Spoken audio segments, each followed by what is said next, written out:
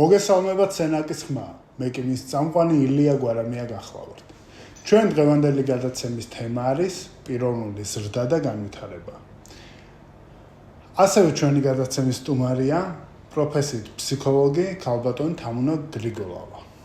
მოგესალმებთ ქალბატონი თამუნა, მოხარული ვარ თქვენი ვიზიტით ჩვენს გადაცემაში. მოგესალმები ილია, გილოცავთ რადიოს გახსნას, წარმატებებს გისურვებთ და ძალიან დიდ მადლობას გადაგიხდით ჩემი მოწვევისთვის. მადლობა. მოკლედ რომ მოგვიყვეთ თქვენ შესახებ, რა საქმიანობთ და რამდენ წლიანი გამოცდილება გაქვთ ამ მიმართულებით. ვარ ფსიქოლოგი, ძალიან მიყვარს ჩემი პროფესია. 2006 წლიდან მუშაობ ტრენერად, ვარ ძალიან ბევრი პროექტის ხელმძღვანელი, ტრენინგ პროგრამების ავტორი და ძალიან მრავალი წელი მაკავშირებს სენაკს, მუშაობ ბენეფიციარებთან, რომელთა ასაკი განისაზღვრება 10-დან 17 წლამდე და ძალიან ბევრ საინტერესო თემას შევხებულვართ ამ მრავალი წლის განმავლობაში. საინტერესოა. ჩვენი დღევანდელი თემიდან გამომდინარე, რომელიც არის პიროვნული ზრდა და განვითარება, მე პირადად მაინტერესებს, როგორ უნდა მივაღწიო პიროვნულ ზრდას და განვითარებას ჩემ შემთხვევაში.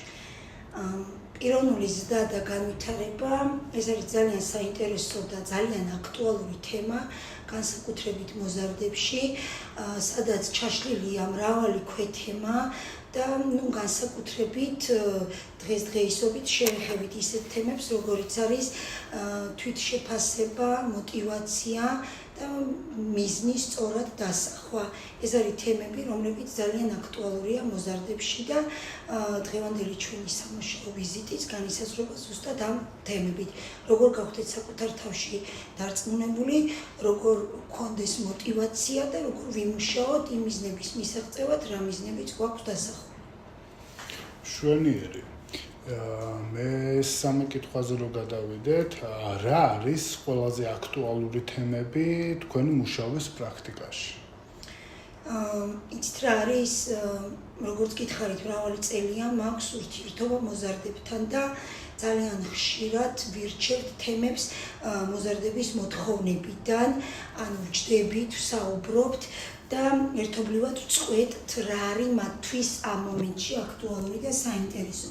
ძალიან ბევრი თემა არის, ეს არის ბულინგი, ეს არის ეფექტური კომუნიკაცია, ეს არის საკუთარი თავის რწმენა, თვითშეფასების ამაღლება, კონფლიქტების მართვა.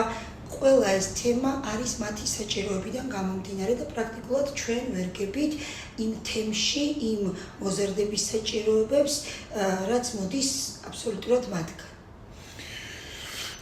მახსოვს არც ისე შორიწარსულიდან ძალიან აქტუალური თემა იყო ბულინგი. დღეიდან გამომდინარე, როგორ ფიქრობ, ეს სიტუაცია მოგვარდა, დაალაგდა აი თქვენი გამოცდილებიდან. იცით რა არის, ანუ მინდა გითხრათ, რომ ცნობიერება თუ აქტუალური იყო, არის ამ ეტაპზეც ძალიან მნიშვნელოვანია ამ თემას სწორად შეეხო და სწორი მიმართულებით იმუშაო მოზარდებთან და საჭიროება ამ ეტაპზეც შეინიშნება სამწუხაროდ. სამწუხაროდ. რამდენად დიდია მოზარდების მხრიდან ინტერესი ფსიქოლოგთან ურთიერთობისა და მუშაობის?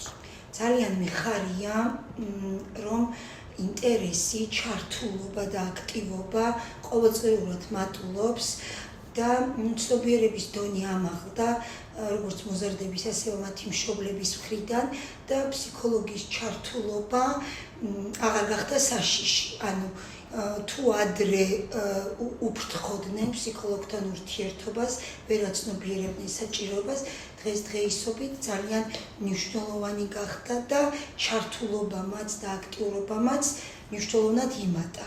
მოზარდები ითხოვენ ფსიქოლოგთან ურთიერთობას, ძალიან დიდი სიამოვნებით ესწრებიან ფსიქოლოგიურ ტრენინგებს და აქტიურად ერთვებიან ფსიქოლოგიურ სავარჯიშოებში.